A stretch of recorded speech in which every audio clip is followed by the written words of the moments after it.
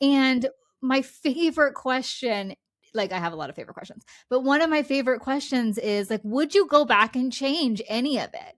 And when they get to that place of freedom, the answer was always no, even if it was really hard, because of what God taught them and how Mm, he showed up for them and the closeness and the knowledge that when you could call on him, he is there for you.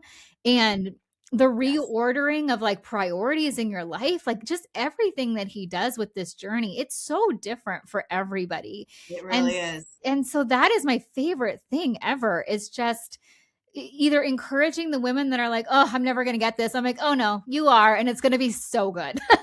Yes. And Amen. it's and God's still teaching you something if you're still in this place. And guess what? When alcohol is in the rear view, there's going to be something else, right? And I mean that in the most positive way, because that's what sanctification is.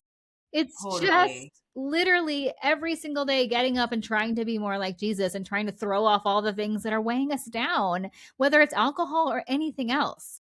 100%, because alcohol is a tangible thing, right? It's an activity, but what we're doing. So it gets such like a bad, Yeah. but there's so many other things, that issues that we're not dealing with, that are out there, right? So it's just, yeah, I love, yeah, it's just, there's freedom by the whole like power in your testimony and confessing to others. Like that's what even I love about the coaching that you do, because sometimes you just need to say it out loud to 100%. a friend, and not everybody does. I've always, that's why I started a blog, and I wrote a book, because I realized I have sisters and a mom and a million friends, and most of them are Christian. It's so great. Not everybody does. Like Yeah. some women don't have any Christian friends or Right. sisters or family. So Right. that's another thing I Yeah. love about your coaching business. So last thing I'll say, because I want to just like offer like practical tactics. So we talked about capturing your thoughts. We talked about identifying. You don't have to hit rock bottom. You don't have to like have a DUI or Yeah. have your PCF take away your kids. So just recognizing that it's a problem.